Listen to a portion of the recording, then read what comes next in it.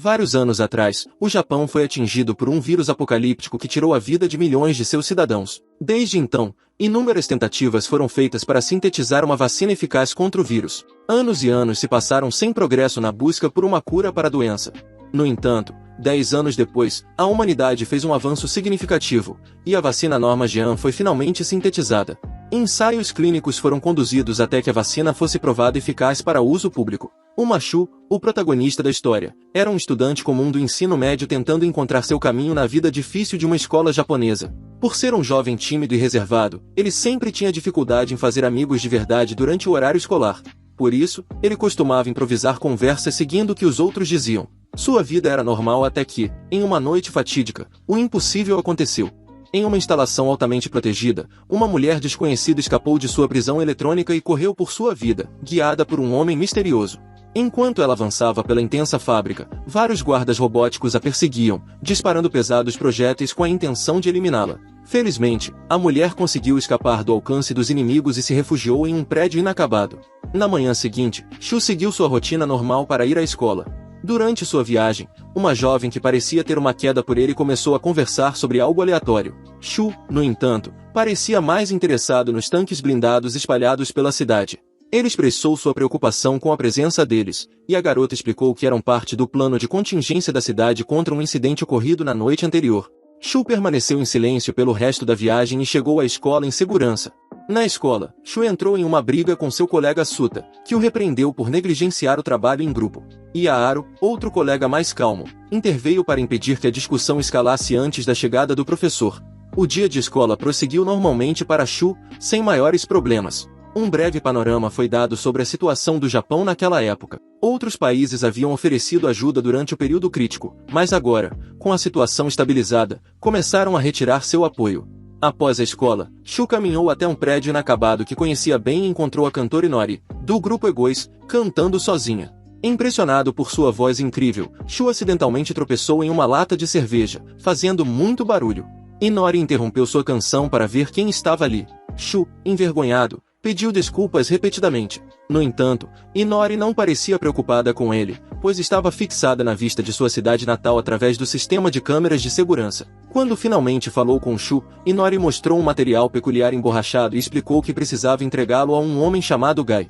Shu fixou o olhar no material e começou a ter flashes de visões estranhas antes de fazer sentido do que via.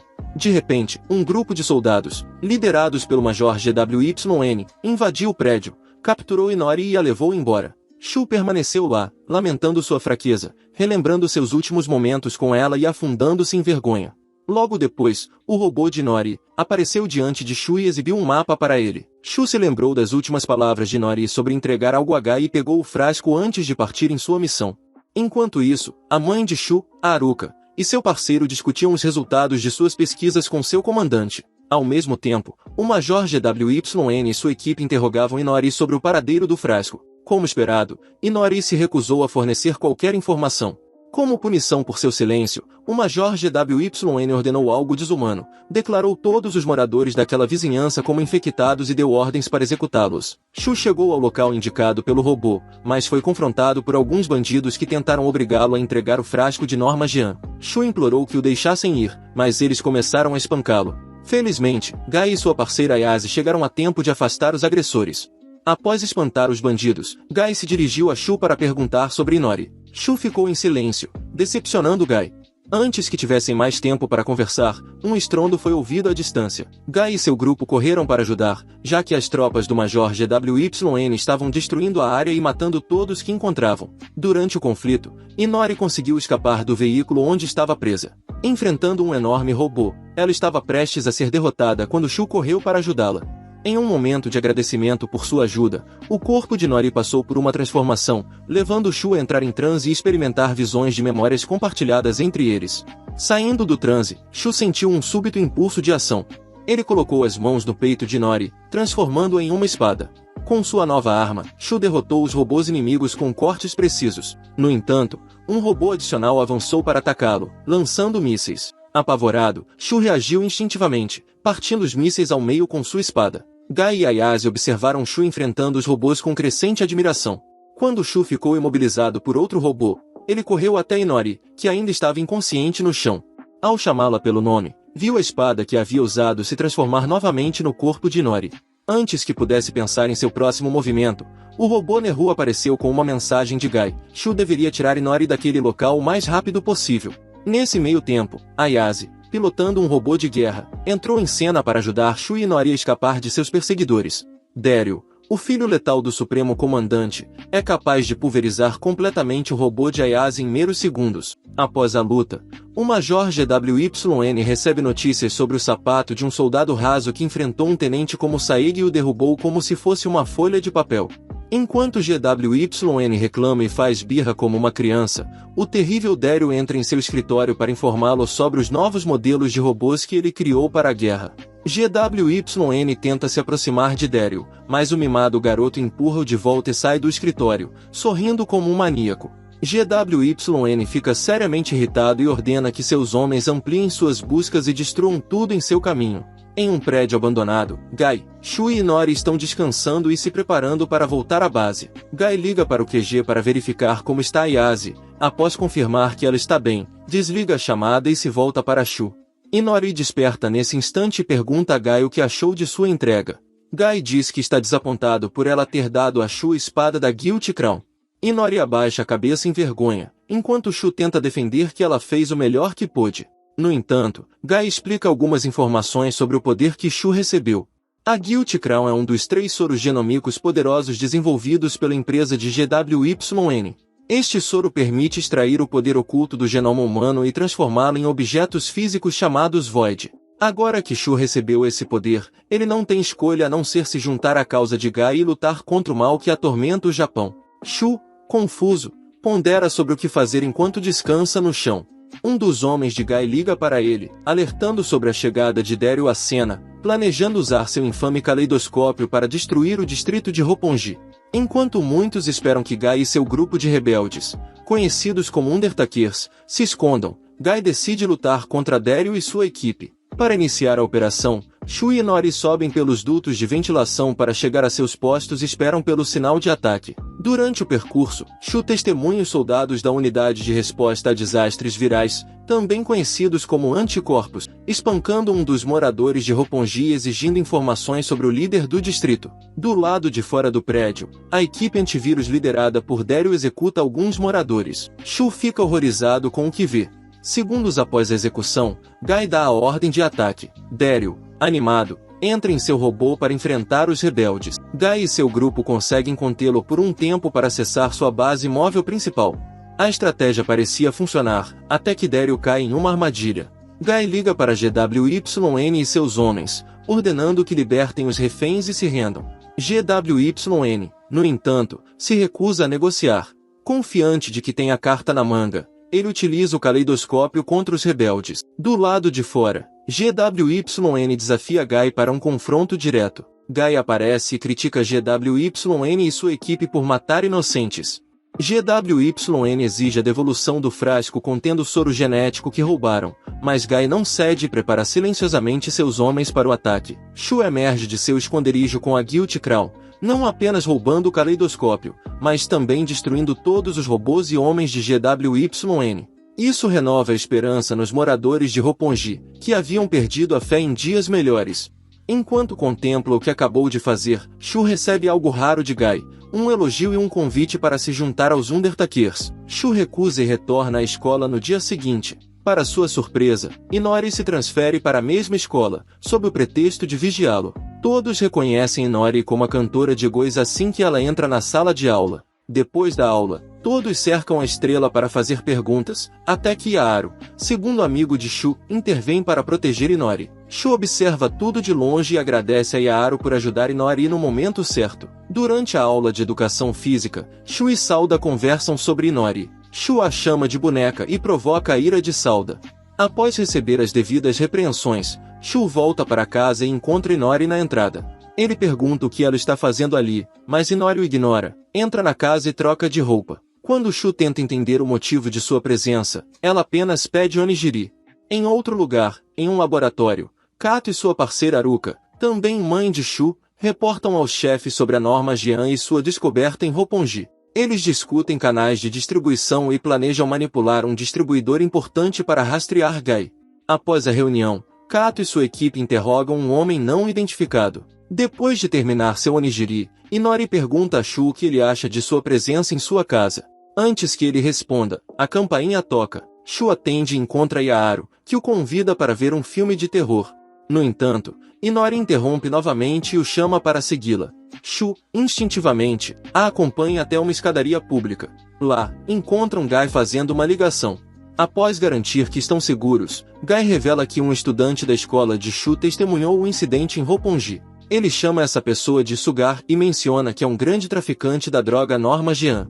Agora, Shu deve trabalhar com Inori para pegar essa pessoa em flagrante. Shu protesta, perguntando como farão isso, e Gai responde, usando a Guilty Crown.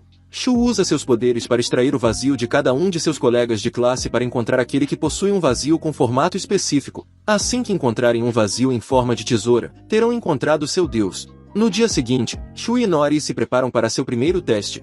A dupla discute algumas coisas sobre a energia do vazio e espera o momento certo para agir. Quando chega a hora, Shu sai de seu esconderijo e, acidentalmente, toca no peito de uma garota. A sala inteira fica em silêncio por um momento, e Shu foge imediatamente. Em pouco tempo, ele é exposto online e chamado de vilão por ter tocado os seios de uma garota. Felizmente, Shu consegue se esconder.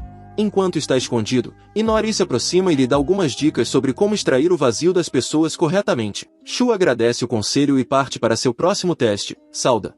Desta vez, ele consegue extrair o vazio de Salda, que tem o formato de uma grande câmera, mas não é o que procuram. Shu fica feliz com seu progresso e começa a verificar o vazio de todos, procurando um em forma de tesoura. Depois de um dia inteiro de tentativas frustradas, Shu e Inori fazem uma pausa para discutir mais sobre os vazios. Durante a conversa, Shu fica curioso e pergunta a Inori por que o vazio dela tem forma de espada. Antes que ela possa responder, uma das garotas aparece. Yaaru ajuda Shu desta vez e o leva ao ginásio. Lá, Yaaru diz algumas coisas suspeitas para Shu, deixando-o curioso sobre o vazio de Yaaru. Shu reúne coragem e decide verificar o vazio de Yaaru. Sem esconder nada, Yaaru fica furioso e culpa Shu por trazer tragédias para sua família. Yaaru se aproxima de Shu e o levanta até a altura do peito. Shu coloca a mão no peito de Yaaru e extrai seu vazio, descobrindo que ele tem a forma de uma lança. Quase imediatamente, Inori aponta sua arma para Yaaru, mas Shu pede para que ela baixe, garantindo que resolverá a situação. Quando Yaaru acorda, ele e Shu prometem nunca cruzar o caminho um do outro novamente. Problema resolvido, certo? Errado. No dia seguinte, Yaaru traz Shu. Enquanto estão a caminho da escola, o trem para em uma estação inesperada, e Yaaru empurra Shu para fora, diretamente para os homens da organização Anticorpos liderada por Segai. Shu é preso imediatamente.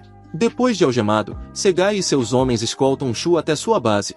Enquanto isso, Inori recebe um aviso de um espião no trem para não interferir, evitando exposição. No caminho até o quartel, Shu lamenta ter confiado sua vida a Yaaru. Sem saber, ele está prestes a ser usado em uma operação de resgate. Quando seus colegas descobrem sobre sua prisão, entram em pânico e não acreditam que algo assim poderia acontecer numa manhã aparentemente normal. Enquanto isso, Segai conversa com um de seus superiores para atualizar sobre a prisão de Shu. Ele suspeita que Shu é um membro importante dos Undertakers e tenta manipulá-lo para revelar o paradeiro de Gai. Ele também apresenta um vídeo gravado por Gai sobre o próximo ataque. Após a reunião, Segai entra no mesmo veículo que Shu para levá-lo a uma instalação mais segura. Ele conta a Shu a história de Yaaru, revelando que o irmão de Yaaru, Junho, está gravemente infectado pelo vírus e está em tratamento. Para arcar com os custos do tratamento, Yaaru segue as instruções de Segai para destruir os Undertakers. Segai manipula a história do surto viral de 10 anos atrás no Japão, tentando fazer Gai parecer o vilão da situação. Shu, ingênuo, começa a acreditar em Segai, que tenta justificar a morte dos moradores de Roppongi recentemente. Segai aproveita para oferecer a Shu uma alternativa, um transmissor em forma de caneta, para usar perto de Gai.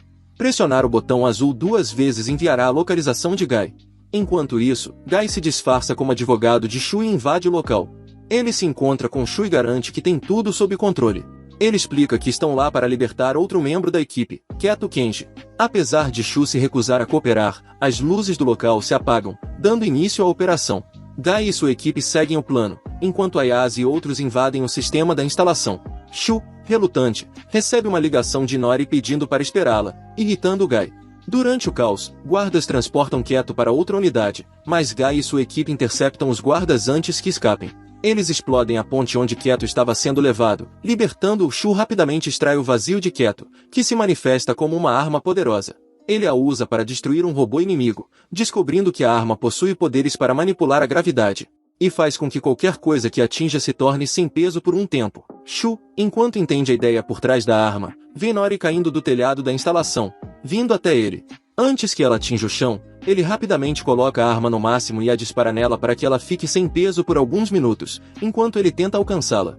Ele pula para o ar e agarra Nori, então tira sua espada Void, a lendária espada longa, e a usa para cortar os mísseis e robôs de guerra que o atacam. Segai observa de algum lugar no andar inferior, impressionado com o imenso poder e foco que Shu está demonstrando. Em questão de minutos, a instalação inteira é reduzida a cinzas, e Shu agora é um homem livre. Antes de partir, Guy lhe pergunta mais uma vez se ele vai se juntar aos Undertakers ou correr o risco de ficar sozinho. Shu pensa um pouco mais e decide se juntar aos Undertakers e seguir com Guy. Ao chegar no esconderijo dos Undertakers, Shu mantém a calma e lembra das palavras de Segai sobre o transmissor que está com ele. Após se estabelecer no novo esconderijo, Guy e sua equipe conversam um pouco sobre Keto, que ainda está dormindo, se recuperando do cansaço.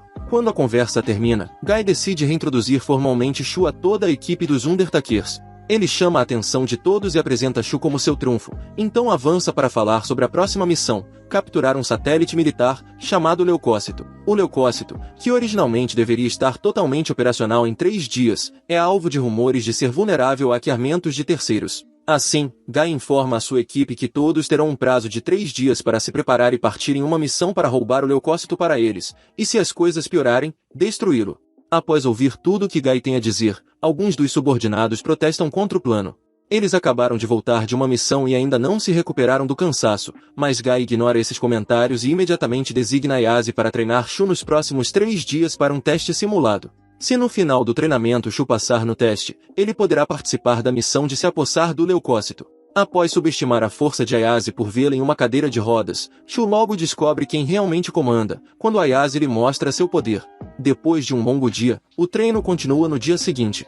Logo pela manhã, Ayase entra no quarto de Shu e o encontra nu, e o avisa para nunca mais dormir até tarde novamente. Depois de se vestir, Shu espera para ouvir o briefing de treinamento que Ayase lhe dará, enquanto ela fala com ele. Shu observa o transmissor em suas mãos e tenta pegá-lo sem levantar suspeitas, mas Ayase se recusa a entregá-lo, prometendo que só o dará a ele se passar no teste simulado. Shu aceita as condições dela. Em seguida, Ayase o apresenta a Argo, um de seus colegas, para um treino físico. Antes de começar o treinamento real, Argo derrota Shu em um segundo, julgando-o inútil para a missão. Nos próximos momentos, Shu passa por um pesado regime de treinamento com Ayase e outros membros seniores dos Undertakers. Nori o ajuda na prática de tiro enquanto Ayase supervisiona. Na noite anterior ao teste simulado, Segai informa seu chefe sobre seus planos para Shu. Enquanto isso, Shu se encontra em um bar depois do treinamento, onde vê algumas crianças falando com carinho sobre Guy. Quando as crianças saem, ele faz um comentário insultante sobre Guy, chamando-o de egoísta e arrogante. Contudo, um outro homem no bar pede a Shu para se retratar, e Shu, naturalmente, faz o que é certo. Ele vai até o estúdio de Nori, onde a encontra cantando como de costume. Ele a interrompe um pouco antes de se sentar para conversar com ela. Ele lhe conta o quanto ficou feliz por vê-la de volta na missão de fuga da prisão e tenta se aproximar, mas Nori o empurra, pois Guy havia ordenado que ela se afastasse dele. Depois de ouvir a ordem de Guy, Shu segue Nori enquanto ela caminha até o quarto de Guy e tranca a porta atrás de si.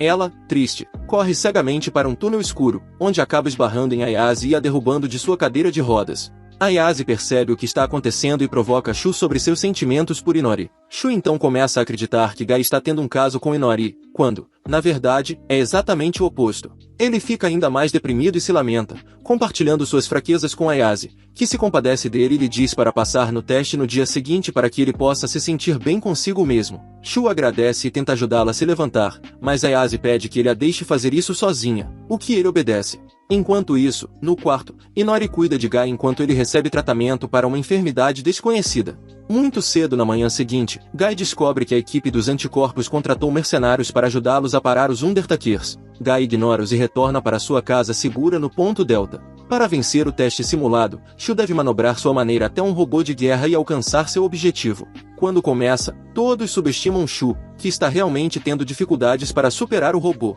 Em um momento, ele se encontra com Argo e pega seu objeto Void, que é uma arma de buraco negro inofensiva. Shu usa sua inteligência e atordoa o robô, permitindo-se chegar ao seu destino com segurança. Quando vence o teste, todos se reúnem para parabenizá-lo, e Ayase devolve o transmissor, elogiando-o pelo bom trabalho. Mas as felicitações são curtas, pois a equipe é chamada para assistir a uma enorme explosão que destruiu um de seus esconderijos, o de Guy. Aparentemente, a organização dos anticorpos testou o feixe destrutivo do satélite leucócito no esconderijo de Guy, causando sérios danos. Ao perceber os efeitos devastadores do feixe, Ayase e os outros tentam ao máximo contactar Guy. Felizmente, eles recebem um sinal dele, informando sobre o imenso dano que o feixe causou ao ponto Delta. Uma equipe de resgate é imediatamente enviada para recuperá-lo e levá-lo para um acampamento onde ele recebe o tratamento necessário para sobreviver aos ferimentos. Quando Guy finalmente recebe o tratamento, ele reúne sua equipe e os informa sobre seu novo plano. Então, nas próximas horas, Guy e sua equipe deverão invadir a instalação de controle do leucócito, localizada em uma represa, e hackear o mecanismo de controle para lançar o satélite de órbita e salvar o Japão de uma ditadura. Agora, o que resta é atribuir papéis para cada membro dos Undertakers para a operação. Em certo ponto, Shu protesta contra os planos de Guy, considerando-os suicidas e arriscados para todos os envolvidos. Tristemente para ele, ninguém concorda com seu argumento, pois todos se posicionam ao lado de Guy. Shu, envergonhado, cobre a cabeça e corre para fora, buscando respirar um pouco de ar. Mais tarde, Inori o acompanha e o impede de continuar sobrecarregado de pensamentos. Ela lhe dá algumas instruções e o adverte para seguir exatamente o que está na carta. A poucos metros dali, Segai e seu chefe discutem a possível ataque à base deles pelos Undertakers. O chefe, embora deseje que o lançamento do leucócito seja bem sucedido, pede para Segai se preparar, pois algo pode dar errado. Na seção mecânica, Daryl ajusta seu robô de guerra e promete ser muito mais implacável contra o Machu e os Undertakers da próxima vez que se enfrentarem. Por outro lado, Inori é vista absorvendo a névoa da manhã enquanto relembra os momentos passados com Shu. Não muito longe, Guy está divagando sobre o ataque com o leucócito. Aparentemente, Kel, sua responsável, não morreu na explosão, mas, devido à dor que estava sentindo, Guy teve que tirar sua vida para livrá-la do sofrimento. Sem que Guy soubesse, Shu estava do outro lado da porta, escutando seus pensamentos. Quando descobre, já é tarde demais. Shu ainda o vê como um líder ruim, em um impulso. O soca, algo que Guy aceita calmamente. Surpreso, Shu observa Guy se punindo por ser o líder do grupo rebelde mais reconhecido do Japão. Ele encara seus olhos e seus ideais com mais atenção e começa a mudar sua visão sobre ele. Guy ainda é um bom homem. Ele ajuda Guy a se levantar e se prepara para a missão, claramente ao lado dos Undertakers. Na cena seguinte, os Undertakers iniciam o ataque ao centro de controle do leucócito na represa. Ayase usa um dos robôs de guerra de Daryl para lutar contra Daryl e seu novo robô de guerra, enquanto os outros eliminam os guardas e forçam a entrada no esconderijo. Guy segue com Kiro, Inori e Shu para localizar a sala de controle. Quando chegam, eles abrem um buraco na porta e entram. Os guardas começam a invadir o andar, mas Inori fica para trás, impedindo todos, permitindo que seus aliados sigam até o núcleo do controle em segurança. Quase imediatamente, os superiores ficam alertados e começam a tomar medidas preventivas para proteger o mecanismo do controle central. Daryl, ao saber da infiltração, corre até a sala de controle e começa a disparar suas armas em toda parte para destruir Guy e Shu. Shu segura uma arma para hackear as barras de controle do núcleo, enquanto Guy destrói o robô de guerra de Daryl. Guy destrói o robô e descobre a má notícia tarde demais. Durante seu confronto com Daryl, ele acidentalmente disparou uma bala nas barras de controle do núcleo e as danificou. Com isso, o satélite leucócito cairia da órbita e colidiria com o Japão, causando uma queda de energia em toda a cidade de Tóquio. Guy e seus aliados não têm outra escolha a não ser colaborar com seus inimigos para salvar Tóquio e o Japão. Guy reúne Shu, Inori e Kiro para se encontrarem com Segai. Ao se reunirem, ele faz um acordo com Segai, enquanto usa a caneta transmissora de Shu para redirecionar o satélite para um local seguro de colisão. Segai apaga o nome de Shu de seus sistemas para sempre. Segai não tem escolha a não ser aceitar os termos, por mais desagradáveis que sejam. Guy imediatamente começa a buscar um local seguro para o impacto e planeja se sacrificar. No entanto, Inori e Shu não deixam isso acontecer. Inori entrega sua Void, a espada Guilty Crown, para Shu usar. Depois de pegar a espada, Shu corre até a localização de Guy e insiste em tentar impedir o alinhamento do leucócito e do segundo satélite. Eles têm uma janela de 30 segundos antes que isso aconteça.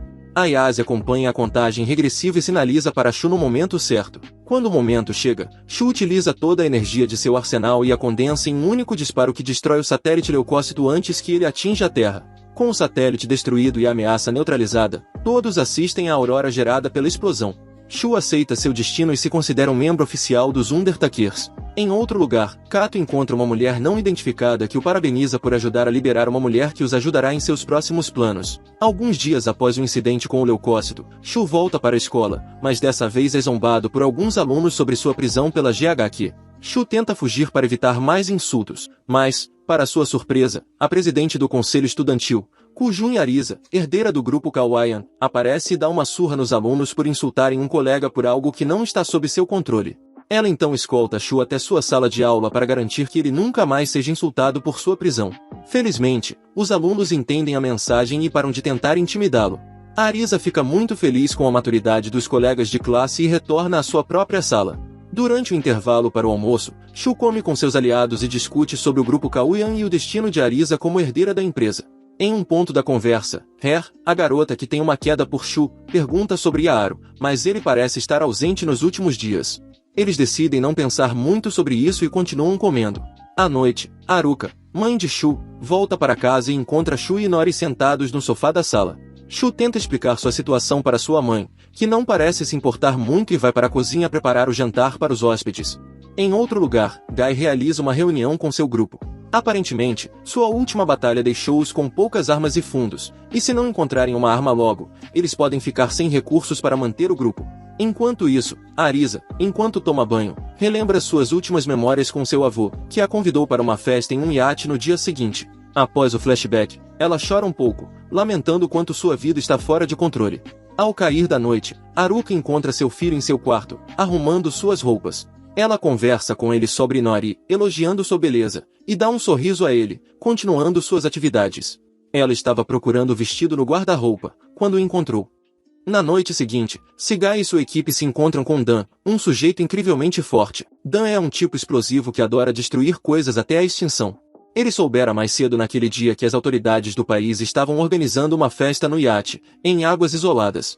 Para se preparar para o evento, ele organizou uma frota de mísseis terra-ar e fez parceria com o GHQ para atacar o iate na calada da noite e possivelmente destruí-lo. Enquanto isso, Gai e Shu conseguiram se infiltrar no iate, atacando 2 acompanhantes e roubando suas roupas para se encontrar com o líder do grupo Queen e talvez conversar com ele. Após se disfarçarem no vestiário, a dupla parte para a festa em busca de Queen. Durante a procura, Shu encontra sua mãe conversando com alguém. Ele fica bastante assustado e corre de volta para o vestiário para se esconder dela. Pelo caminho, eles barrem Arisa, que o segue para tentar entender o que há de errado. Shu pede a Gai para manter Arisa afastada enquanto ele se esconde de sua mãe. Gai, então, bloqueia Arisa no caminho e impede que ela se aproxime muito de Shu, fazendo uma brincadeira e forçando-a a dar-lhe um leve tapa na bochecha. Dan, por sua vez, prepara sua equipe para lançar os mísseis Dragon em direção ao navio. Ayase e sua equipe descobrem isso a tempo e avisam Shu. Inicialmente, eles recomendam que ele pegue Gai e saia do iate, mas Shu não está pronto para sair de maneira covarde. Ele encerra a ligação e volta para dentro para procurar Gai. Ele encontra Gai reunido com o líder do grupo Queen e chama sua atenção para os mísseis que estão indo em direção ao navio. Gai rapidamente cria um plano e pede a Shu para esperar no deck. Ele então corre para pegar Arisa e leva-a até o navio, apenas para traí-la a entregar seu Void para o uso de Shu. Quando o míssil se aproxima rapidamente, com menos de 30 segundos restantes, Shu tira o Void de Arisa, que é um escudo impenetrável, e o usa para neutralizar o míssil completamente. Dan fica irritado e continua ordenando aos seus homens que disparem mais mísseis, mas Shu os impede todos com o escudo Void de Arisa, mantendo os passageiros a salvo. Após toda a festa, o líder do grupo Queen oferece financiar os Undertakers. Todos recebem a boa notícia e ficam muito felizes em ouvir algo tão bom. Enquanto isso, Arisa acorda e vê Gai ao seu lado. Ela tenta agir de maneira durona, mas Gai vê através de suas artimanhas e a acaricia na cabeça. No dia seguinte, Inori e Shu vão à escola juntos, deixando Haruka para trás. Haruka olha uma foto de Shu e sorri ao ver o homem que ele está se tornando. Alguns dias se passam, sem nada de extraordinário acontecer. No dia das férias, Shu e Inori fazem as malas e se preparam para ir para a praia de Oshima. Haruka brinca um pouco com ele e pede para que visite o túmulo de seu pai enquanto estiver lá. Shu concorda e vai até o porto. Momentos depois de chegarem a Oshima, Shu lembra de seu encontro anterior com Gai.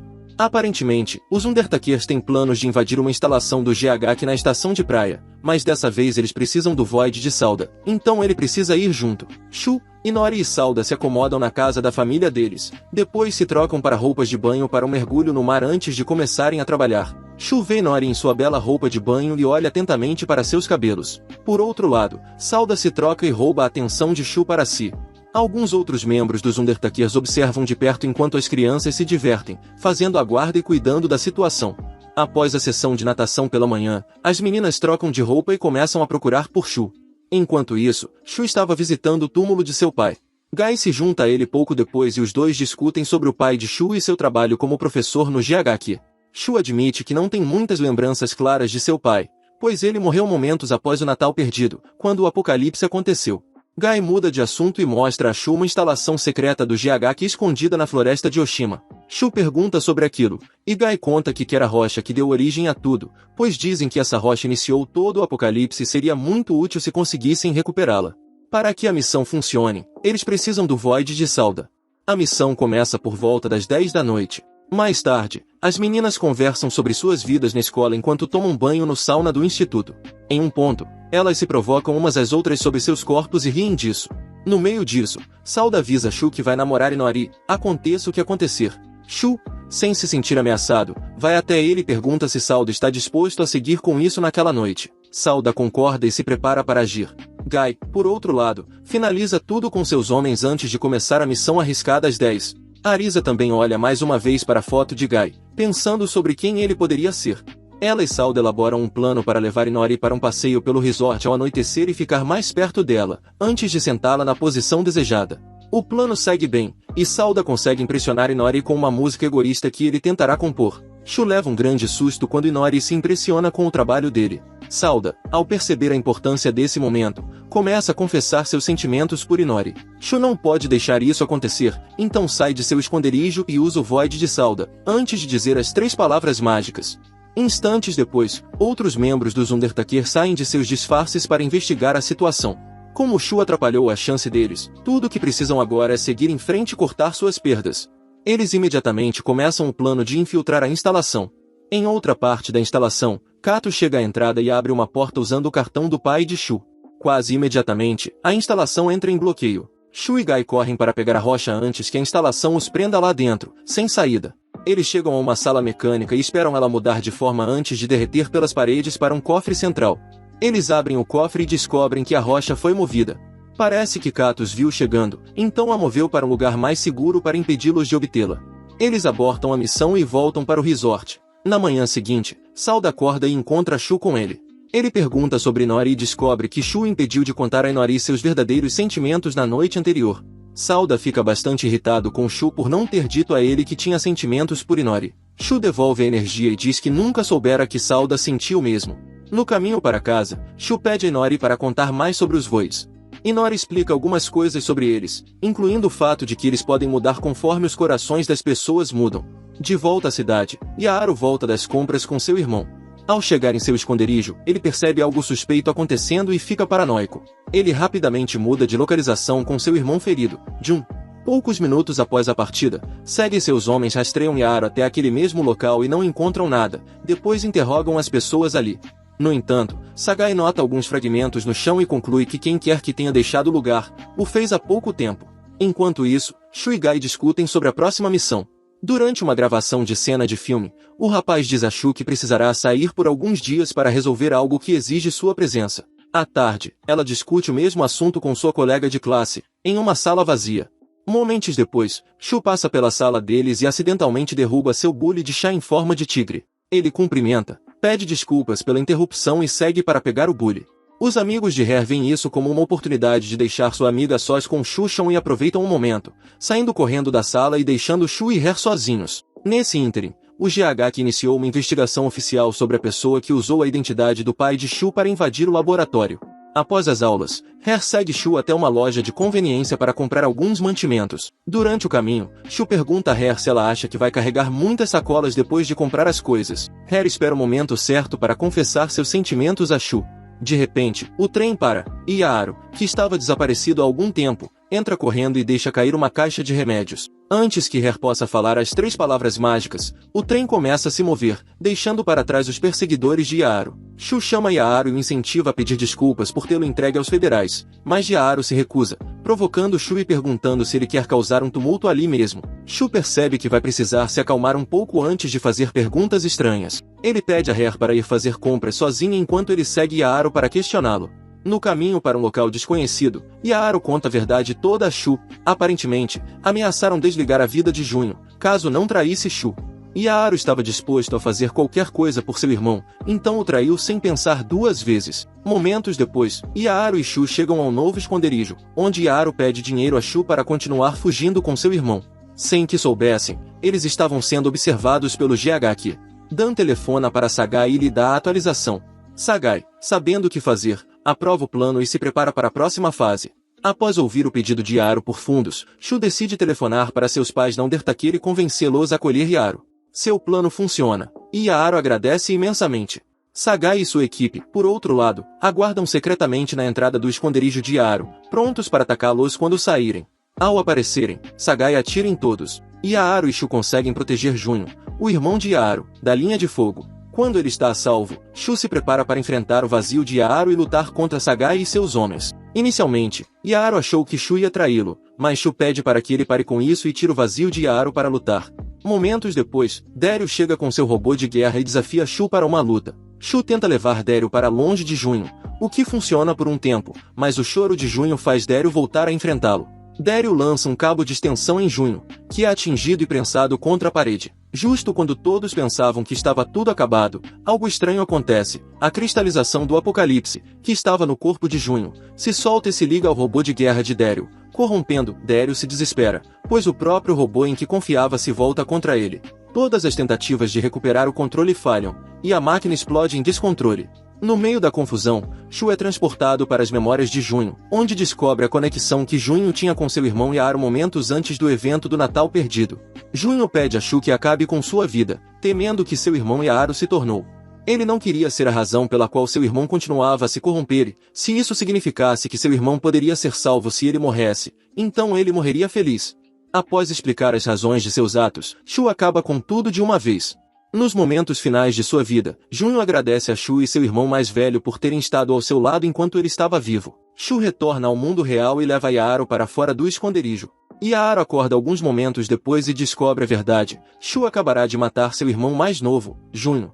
Enquanto isso, Her, que estava assistindo toda a luta desde o início, abre os olhos em surpresa ao descobrir a verdade sobre Shu. Alguns dias depois, Shu e os Undertakers partem para uma nova missão para interceptar um comboio suspeito de estar transportando a Pedra da Vida pelas estradas. Tudo parecia estar indo bem até o momento em que Shu deveria desempenhar seu papel. Quando o momento chega e Shu precisa usar a espada longa de Nori para um ataque final, ele perde a coragem, decepcionando todos. Em um piscar de olhos, todo o plano falha, e os Undertakers são alvo de fogo pesado por parte do GHQ. Guy mantém sua equipe no jogo, esperando que Shu finalmente supere o que quer que esteja passando. No entanto, as coisas só pioram quando Shu começa a ter flashes de Junho e foge. No final, Guy se vê forçado a abortar a missão e leva seus homens de volta para casa. Shu retorna para casa, sentindo-se um fracasso aos olhos dos Undertakers por ter arruinado a missão. Na manhã seguinte, Shu acorda após ter um pesadelo sobre sua irmã mais velha. Logo após acordar, Her se aproxima dele em um prédio abandonado e lhe entrega um sanduíche. Shu fica em silêncio e pega o sanduíche, mas não abre o coração. Her tenta convencê-lo a se abrir, mas Shu continua mudo durante toda a conversa. Pouco depois, ele recebe uma ligação de Guy convocando-o para uma reunião. Shu ignora a ligação, o que irrita ainda mais Guy. Mais tarde, Guy se encontra com Arisa e seu avô, que é o líder do grupo da União. O avô pergunta por que Guy está tão determinado a lutar contra o GHQ. Guy os surpreende ao admitir que está lutando por uma mulher. O avô ri alto e revela a localização da Pedra da Vida, dizendo que o GHQ está planejando transportá-la para o exterior. Guy agradece pelas informações e se prepara para atacar o navio de transporte no dia seguinte. No dia seguinte, Shu retorna à escola com Her. Her fica muito feliz por ver Shu de volta à escola e tenta animá-lo, mas Shu continua com a cabeça baixa e pergunta sobre Nori. Quando Suda passa para falar com ele, Shu vê a doença doente Lávida ao seu redor, o que o assusta tanto que ele grita e corre de volta para o prédio abandonado. Ayase o visita momentos depois para tentar falar sensatamente com ele, mas Shu já havia perdido completamente a confiança em si mesmo. Guy também aparece para tentar colocar um pouco de senso na cabeça de Shu, mas Shu continua sendo o covarde de sempre e se recusa a lutar pela liberdade do Japão. Decepcionado, Guy incentiva Ayase a deixar o covarde para trás enquanto eles continuam lutando pela liberdade e pela paz. Her, que estava por perto e ouviu, derrama uma lágrima pela situação de Shu. Shu volta para casa e encontra Nori lá. Ele se desculpa por não ter enviado mensagens ou feito ligações, mas Inori só quer saber se ele está bem. Ela se levanta da cadeira e se aproxima dele para lhe dar alguns presentes. Como é de se esperar, o covarde Shu vê monstros novamente e derruba o presente de Inori com um tapa. Inori chora silenciosamente e sai da casa de Shu. Cena: Dan e sua equipe se reúnem no aeroporto para se despedir do Major General Yan, que está deixando o país com a Pedra da Vida.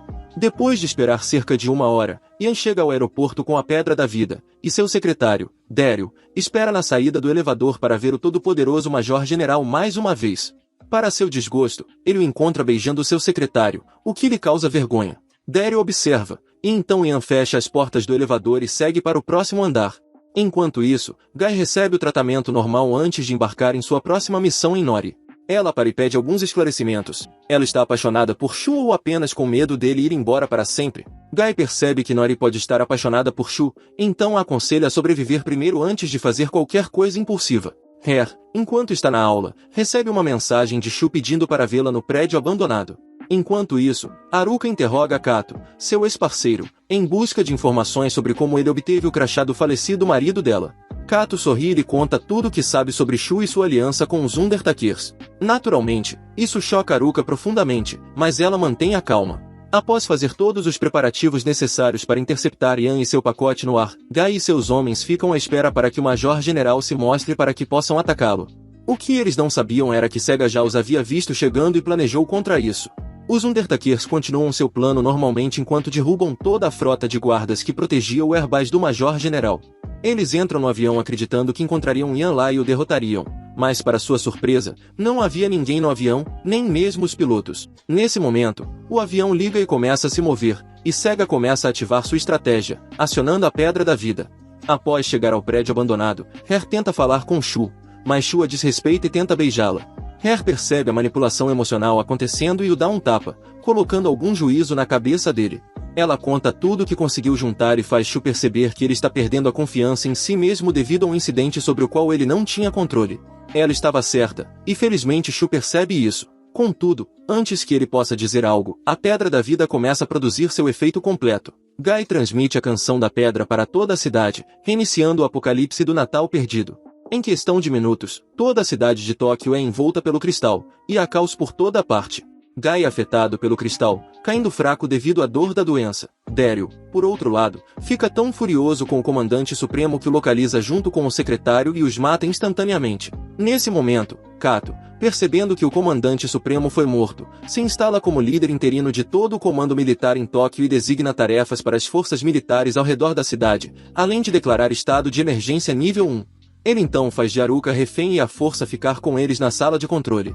No entanto, Dan, o homem forte, intervém e ajuda Haruka a escapar. Infelizmente para ele, perde a vida devido a uma bala de Sega. Haruka corre pelos corredores, esperando encontrar alguns aliados ao longo do caminho.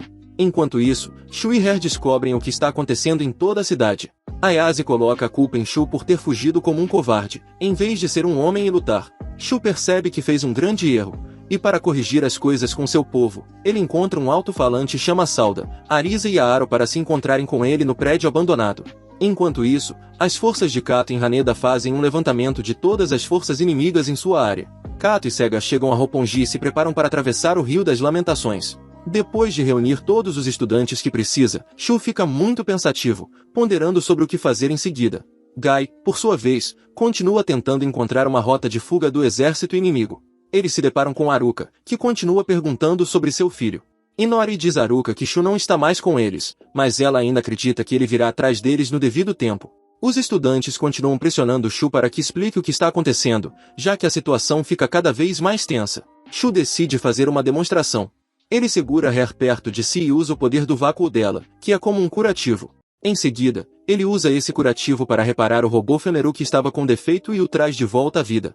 Isso impressiona todos os presentes, que continuam fazendo mais perguntas. Shu os acalma e explica o conceito dos objetos do vácuo para todos eles. Em um determinado momento, Yaara intervém e desafia Shu a explicar mais sobre os Undertakers e por que ele gostaria de salvar pessoas como eles. Shu explica a todos que os Undertakers o salvaram do buraco infernal em que ele estava quando estava depressivo. Ele pede desculpas a todos por usar seus poderes do vácuo anteriormente sem avisá-los e espera que eles o ajudem voluntariamente a usar seus poderes do vácuo dali em diante. Felizmente, as pessoas agradecem o gesto e oferecem seu apoio. Na próxima cena, Haruka, Inori e Gai invadem a torre de comunicação do GHQ e hackeiam para que a canção de Inori possa alcançar os cantos mais distantes da cidade. Com o caos e a inquietação aumentando, Inori começa a cantar.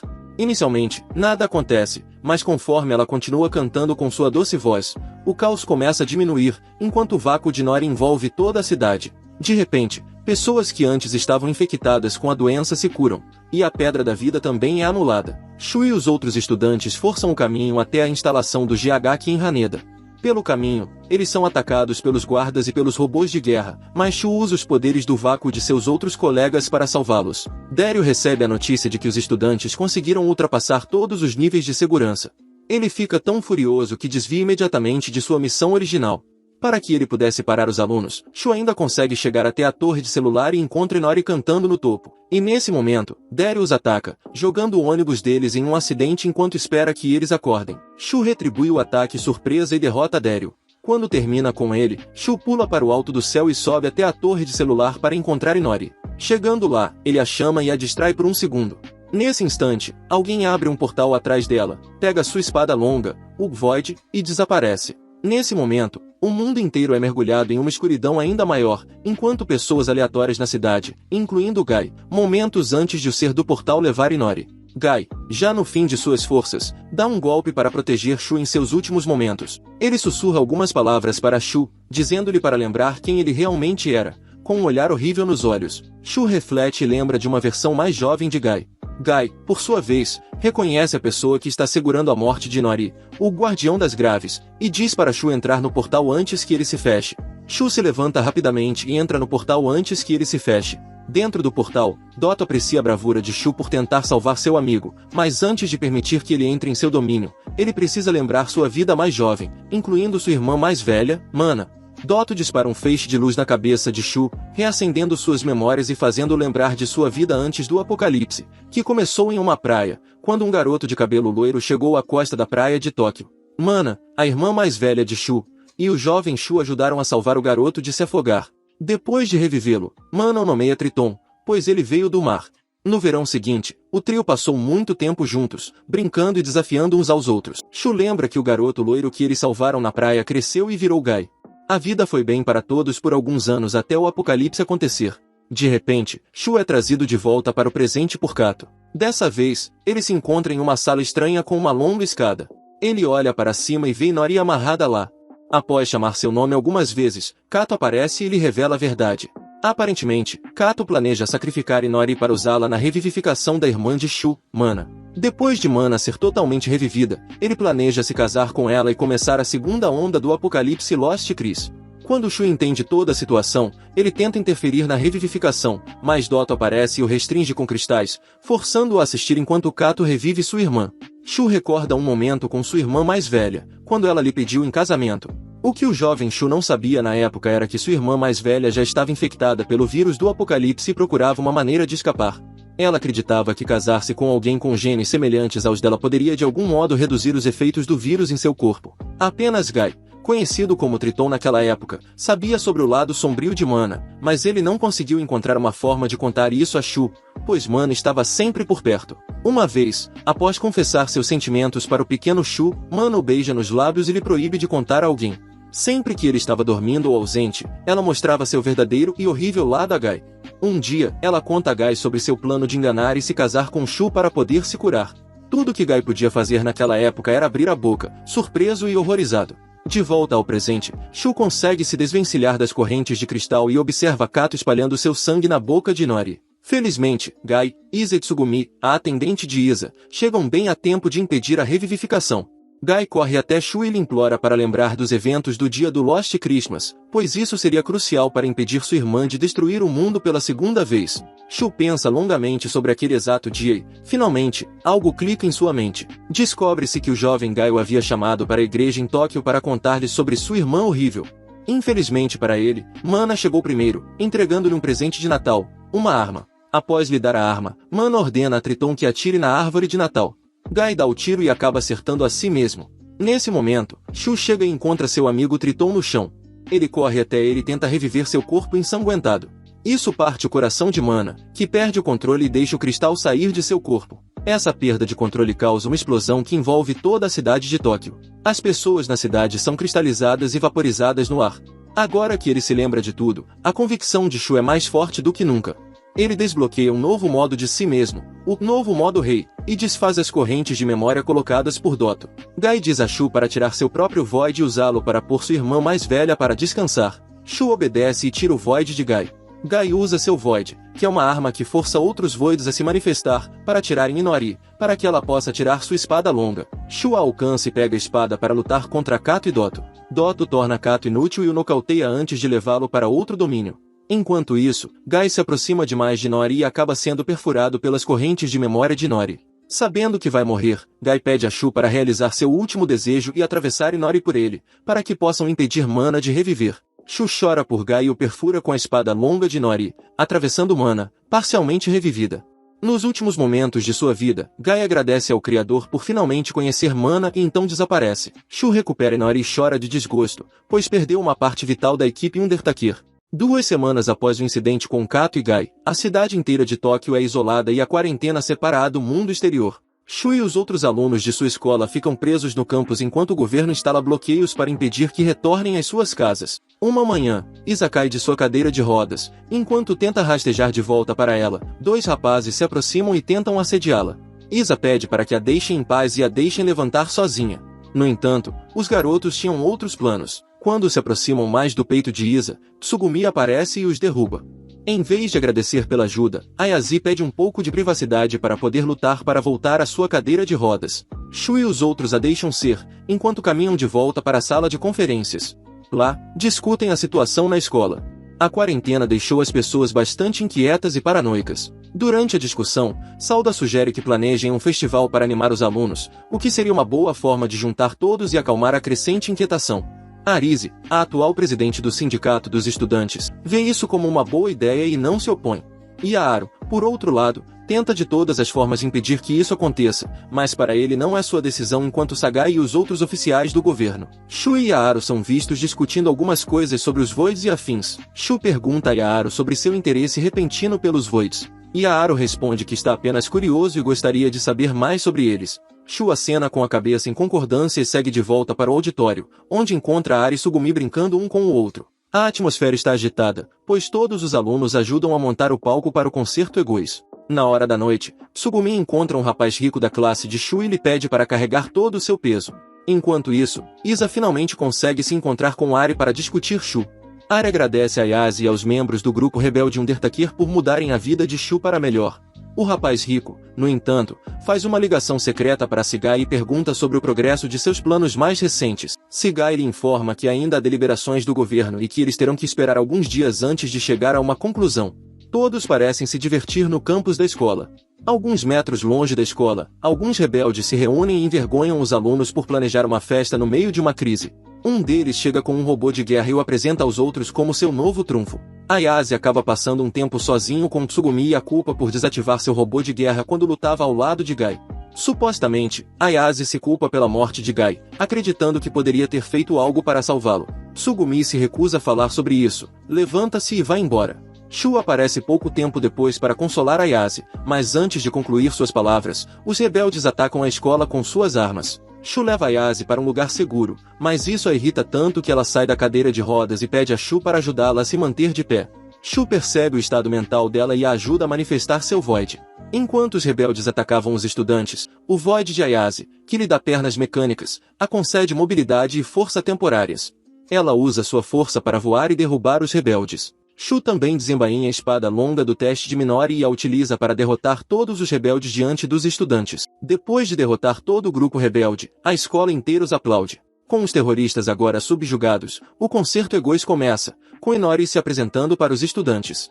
Ayase agradece a Shu por deixá-la se levantar e se defender durante o ataque dos terroristas. Tsugumi consegue pegar algum sinal da torre de rádio da cidade e usa-o para ligar a grande TV no auditório. Quando a TV liga, uma transmissão de emergência é exibida. Aparentemente, o governo decidiu isolar todos os habitantes do Loop 7 das outras partes do Japão para impedir que a infecção se espalhasse. Após ouvir a notícia devastadora, os estudantes se reúnem no ginásio para uma reunião de emergência com a presidente do conselho estudantil, Arisa. Arisa pede aos estudantes que aguardem a intervenção de seu avô, mas os estudantes estão cansados de esperar por ajuda que talvez nunca chegue. Eventualmente, alguns dos estudantes causam um tumulto, o que gera um clima de instabilidade entre eles. Na parte final da reunião, Namba, um dos estudantes presentes, apresenta uma moção de desconfiança contra Arisa e propõe que ela seja destituída do cargo de presidente do conselho estudantil.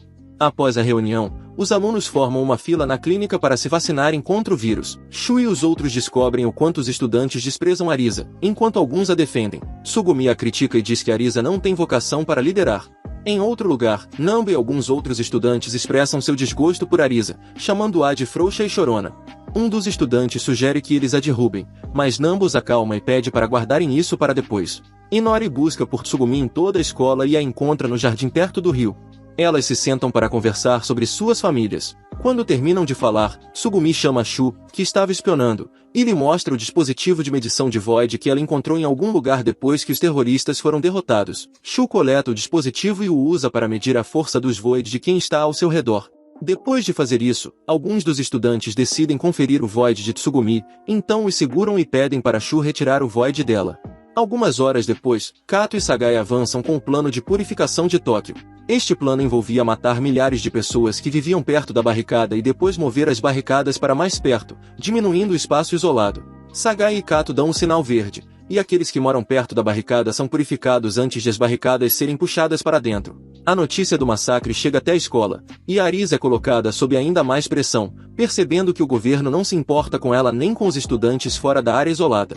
O avô de Arisa mobiliza Argo e outro membro dos Undertakers para salvar sua filha e quaisquer outros sobreviventes dentro da zona isolada. No dia seguinte ao massacre, começam a circular rumores pela escola. Segundo uma fonte anônima, quem se entregar como membro dos Undertakers seria liberado sem punição. Isso causa mais agitação entre os estudantes, e os valentões começam a procurar violentamente pelos outros em busca de tatuagens. Em certo momento, os estudantes começam a procurar Inori, esperando encontrar uma tatuagem que a identifique como membro dos Undertakers. Inori dá conta deles e vai até Shu, que estava procurando. Quanto a Ayase, ela é assediada por um grupo de meninos. Tsugumi entra para ajudá-la, mas os meninos são fortes demais para as duas, então elas são superadas e capturadas. Arisa convoca uma nova reunião com os outros estudantes. Quando todos se reúnem, ela lhes diz a mesma coisa, esperar pela ajuda de seu avô. Desta vez, Namba e seus aliados assumem o palco para informar aos estudantes sobre a nova regra dos Undertakers. Para provar sua afirmação, eles trazem Ayase junto com Tsugumi, para mostrar que há membros dos Undertakers entre eles. Quando os gritos e reclamações se intensificam, Shu intervém para ajudar. Ele se apresenta como membro dos Undertakers e pede aos estudantes que lhe permitam provar que o governo não se importa com eles. Para isso, ele usa o Void de Tsugumi para criar clones de si mesmo, Ayase, Tsugumi e outro estudante. O estudante então os leva até o portão e se rende, entregando Ayase e os outros como membros do gangue dos Undertakers. Para o desgosto de todos, tanto os estudantes quanto as pessoas de Ayase são imediatamente mortos. Shu desativa a transmissão e diz a todos que eles estarão sempre sozinhos, que não devem confiar excessivamente no governo. Namba ainda tenta rejeitar o julgamento de Shu, mas Shu enfrenta severamente, justo quando ele está prestes a deixar o palco, e Aro se levanta e propõe que todos votem em Shu para ser o novo líder do conselho estudantil. Todos votam em Shu como novo líder, aplaudindo-o após a reunião. Ele tenta uma abordagem mais suave, permitindo que os alunos explorem seus poderes de vazio ao máximo e trabalhem juntos para reconstruir a si mesmos e a escola. A vida continua normalmente na escola, com Shu como líder, mas uma coisa é certa, a linha vermelha está se aproximando da escola, e, se Shu não pensar em uma solução logo, todos poderão morrer. E a Aro continua pressionando para usar o sistema de classificação de vazio, apenas para que as coisas se ajeitem, mas Shu mantém sua posição. Certo dia, durante o jantar com seus amigos, Shu pede conselhos sobre o melhor curso de ação, enquanto os outros optam por provocá-lo. Inori aconselha-o a pensar profundamente sobre o que ele realmente deseja para as pessoas. Após o jantar, Ayase, Tsugumi e Ari se dirigem para a piscina pública. Ari pergunta a Ayase se ela sabe o que está acontecendo com Shu e Inori. Tsugumi fica bem atrevida e provoca Ari por se preocupar com os assuntos pessoais de Shu. Ari fica um pouco envergonhada e para de fazer perguntas. Enquanto isso, Shu encontra Salda no telhado de um dos prédios da escola e fica com ele para discutir um pouco. Salda descobre sobre o sistema de classificação de vazio que Aro quer que Shu implemente e fica muito irritado com Shu por sequer considerar essa ideia. Shu garante-lhe que jamais faria tal coisa, promovendo discriminação. Salda suspira aliviado e ri com o amigo novamente. Após o encontro com Salda, Shu retorna ao seu quarto com um rosto feliz, mas as notícias que recebe lá não são nada boas. As vacinas estão acabando rapidamente, e, se não houver cuidado, não haverá o suficiente para todos os estudantes. Yaaru usa isso para pressionar ainda mais Shu a adotar o sistema de classificação de vazio, incentivando-o a dar uma chance ao plano. No dia seguinte, Yaaru distribui as classificações de vazio por toda a escola. Salda e alguns outros estudantes percebem que tem a classificação mais baixa da escola. Eles se reúnem para ver Shu e falar com ele. Quando chegam à reunião com Shu, Salda pede que ele dê mais um tempo a eles, para que possam treinar e aumentar suas classificações de vazio, esperançosos de estarem logo fora da linha vermelha. Dario recebe uma ligação de Segai, ordenando-lhe que vá procurar os estudantes e os elimine antes que se tornem os próximos Undertakers. Dario tenta convencer Segai a evitar um assassinato desnecessário, mas Segai deixa claro que precisa ser feito.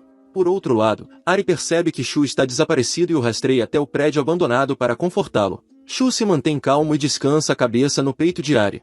Poucos segundos depois, Shu recebe uma ligação de um dos batedores, informando sobre Salda e outros estudantes com classificações de vazio baixas que acabaram de sair da escola em uma missão. Shu pega seu veículo e encontra Salda e seu grupo a caminho de um hospital para resgatar algumas vacinas contra a doença apocalíptica. Quando ele tenta convencê-los a parar com a missão, helicópteros do governo aparecem e os atacam. Salda e o grupo correm pela vida, enquanto Shu lidera os helicópteros para longe deles. Dario, ao ver que Shu ainda está vivo, se pergunta se o pequeno Tsugumi também estaria vivo enquanto a luta continua. Salda convence Ari a reparar um carro para que possam usá-lo para escapar dos inimigos. Enquanto Ari revivia o carro, um dos robôs de guerra inimigos a alcança e explode o carro. Shu pula para dentro da explosão na esperança de salvar Ari, mas acaba sendo pego na explosão também. Logo, Yaaru e Nori chegam para ajudar Shu. Eles conseguem derrubar todos os helicópteros de ataque e robôs antes que destruam totalmente seus amigos. Enquanto isso, Ari usa as últimas forças de vontade em seu corpo meio morto para curar o corpo de Shu e trazê-lo de volta à vida. Ela o cura por alguns segundos antes de ser atingida por uma arma genética de um dos helicópteros de ataque. Shu acorda e encontra o corpo de Ari já coberto pelo cristal apocalíptico. Ele tenta pegá-la, mas já é tarde demais, pois o corpo de Ari é engolido pelos cristais e vaporiza-se no ar. A morte de Ari aciona algo na cabeça de Shu, que se levanta como um louco, retira a espada longa de Nori e corta todos os robôs de guerra e máquinas que estavam atacando-os. Salda e os outros ficam chocados com o imenso poder que Shu demonstrou para derrotar os inimigos. Após a confusão, Salda se levanta e continua se desculpando por ter forçado Ari a consertar o carro destruído. Se ele não tivesse feito isso, Ari ainda estaria viva. Shu perde o controle das suas emoções e soca Salda por ter causado a morte de Ari. Yaaru intervém e acalma Shu. Depois de chorar, Shu finalmente concorda em implementar o sistema de classificação de vazio. A vários milhares de metros de altura, um avião militar abre sua escotilha para deixar Argo e seu parceiro na parte infectada de Tóquio, para que possam resgatar Arisa e levá-la ao seu avô. Aparentemente, o avô dela planeja fazer com que ela se case com o líder do grupo Minhua para poder negociar com a Associação dos Países Asiáticos em seu nome. Quando chegam ao local designado, Argo e seu parceiro pulam de paraquedas para a área em quarentena. Argo aterrissa com segurança e tenta encontrar a escola onde Arisa está. No caminho, encontra alguns membros de um serviço secreto molestando estudantes. Argo se esconde para observar o que está acontecendo e descobre que os estudantes estão sendo assediados porque estavam fugindo do reinado de Shu. Ao saber que Shu está no comando da escola, ele se revela e segue os estudantes até a escola. Quando chega lá, organiza uma reunião com Shu e o vê pessoalmente. Argo recebe o choque da sua vida ao ver o quanto Shu se tornou sombrio.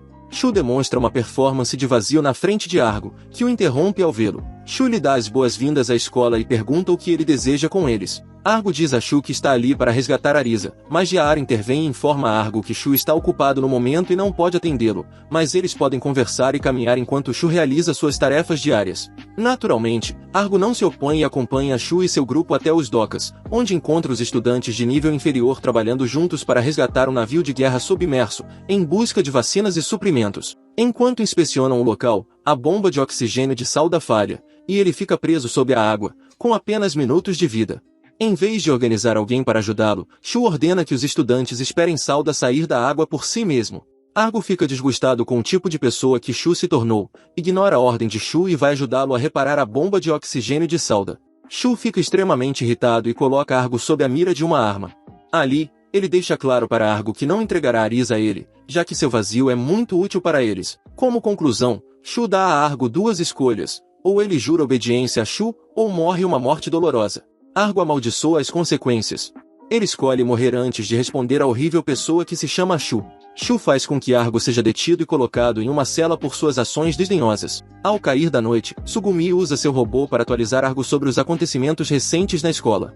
Em outro lugar, Ayazi tenta fazer Shu entender a situação, mas acaba falhando de tal forma que dá um tapa nele. Shu agradece aos céus por ninguém estar por perto, caso contrário, não conseguiria ignorar o que aconteceu.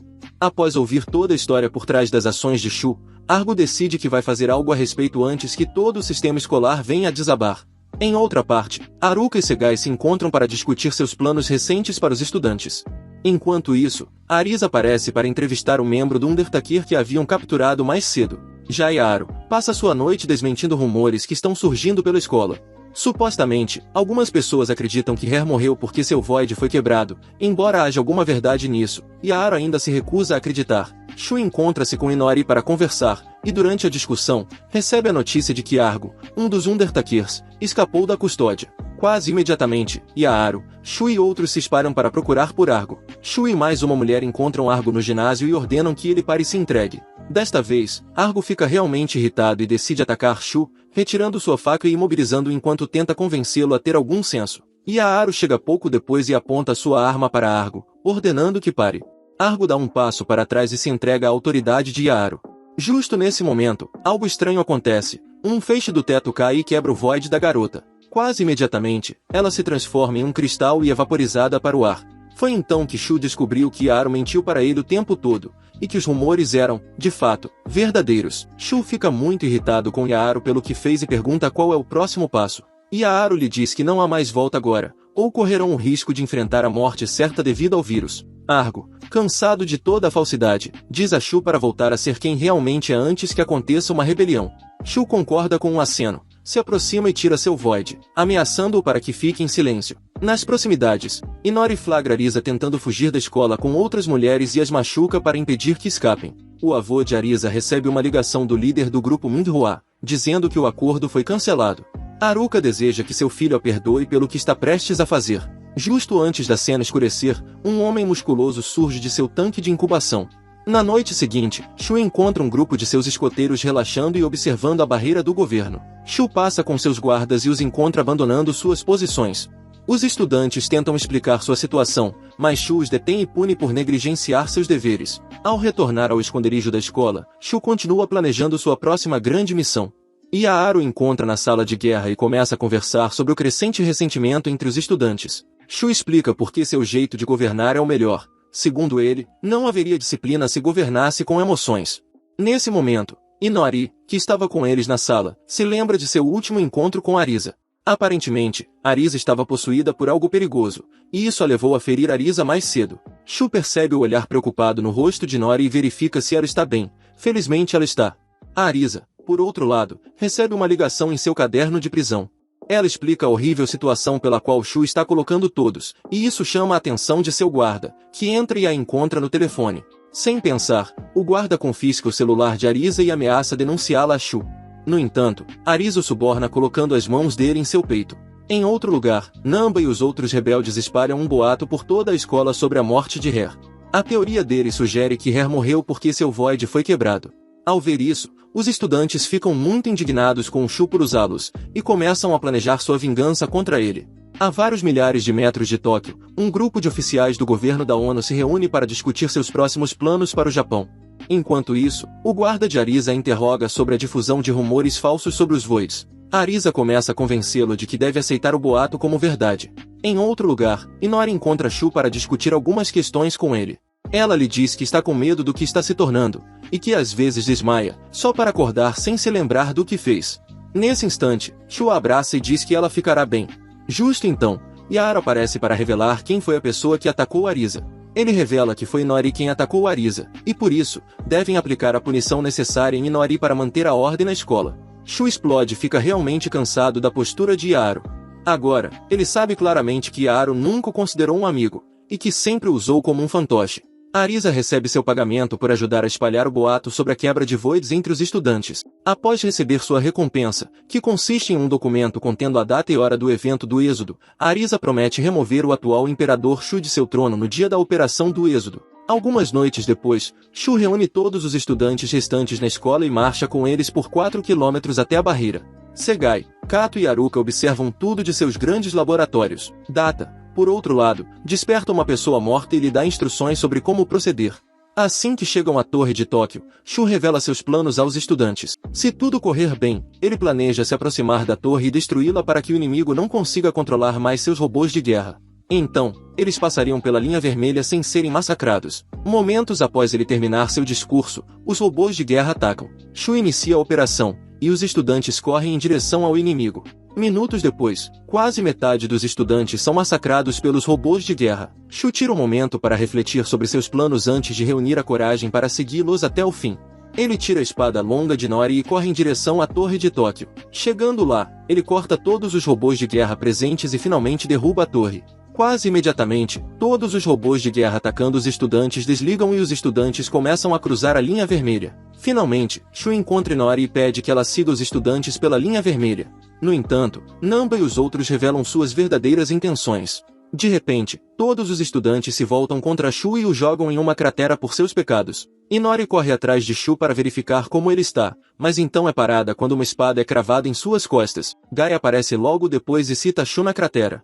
Ele se agacha para encontrar Shu e corta sua mão direita, a mão que detém o Guilty Crown. O cara com poder transforma a mão em uma habilidade e anexa a si mesmo.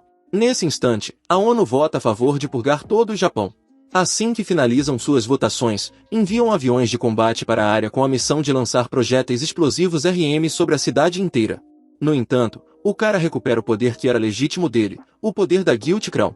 Nesse momento, Dario e outras unidades em seus robôs de guerra recebem a ordem de proteger o cara a todo custo. Isso choca, mas não há escolha. Os aviões de combate chegam à área e começam a lançar as ogivas RM sobre a cidade. O cara imediatamente coleta o Void de Namba e de seu povo, e então o utiliza para criar um grande míssil, que é lançado diretamente contra os aviões acima. O míssil não só destrói todas as ogivas RM, mas também abate o avião que as carregava. Nesse exato momento, Nambot e os outros dois estudantes cujos voids haviam sido tirados pelo cara se cristalizam e se transformam em fumaça.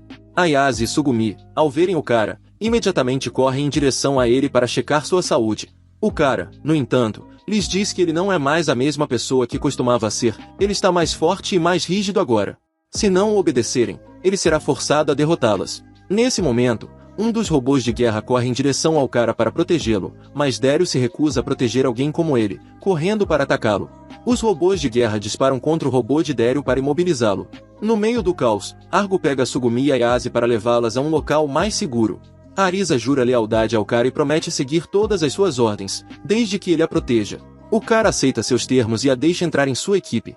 Logo ao largo da costa do Japão, uma frota de navios de guerra da ONU se prepara para lançar mísseis contra o Japão com a intenção de destruí-lo por completo. Momentos antes de dispararem, um satélite leucócito abre fogo contra a frota e afunda todos os navios ali. O cara transmite uma mensagem de emergência para a ONU e para o resto do mundo, alertando-os para se absterem de interferir nos assuntos do Japão. Se falharem em fazer isso, será declarado guerra contra o Japão e ele será forçado a lutar contra eles com todos os 200 leucócitos sob seu comando. Após essa transmissão de emergência, a ONU cessa as operações para purgar o Japão do resto do mundo. 3 dias depois, o silêncio toma conta das ruas de Tóquio, Japão. O avô de Arisa recebe toda a história por trás de sua aliança com alguém como o cara, o que o deixa muito angustiado, e ele toma uma decisão final para recuperar a honra de sua família. Nori vai em uma caçada para encontrar comida para o ferido Shu, enquanto Arisa, por outro lado, se junta aos seus novos colegas na instalação do cara. Lá, ela descobre algumas coisas sobre o local. Sagai também joga xadrez com outro membro da Undertaker, perde o jogo e promete cumprir sua parte do acordo, que é marcar uma reunião com o cara mais tarde. As pessoas do cara são descobertas pelo avô de Arisa. Há um pequeno tiroteio fora do prédio, mas Arisa corre para fora rapidamente para impedir que seja tarde demais. Ela enfrenta seu avô, que expressa sua decepção com a escolha dela. 3 outros homens aparecem para proteger Arisa, mas o avô dela derruba todos e se aproxima da neta para acabar com sua vida. No entanto, Arisa age rápido e atira no estômago de seu avô com sua pistola de revólver. Um dos homens se levanta e agradece por sua ajuda. Nesse momento, Nori sai de seu esconderijo e se pergunta por que o cara está atrás dela.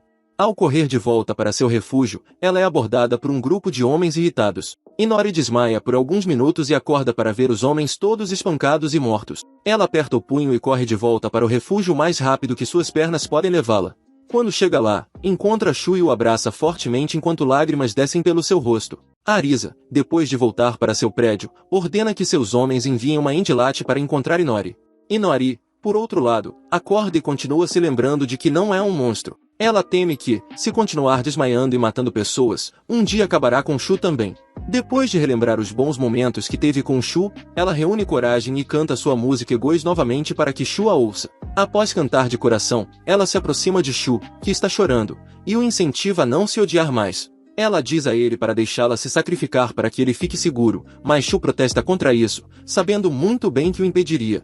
Inori o coloca para dormir e parte em busca de seus inimigos. Ela caminha por alguns metros e encontra uma dúzia de robôs de guerra esperando por ela.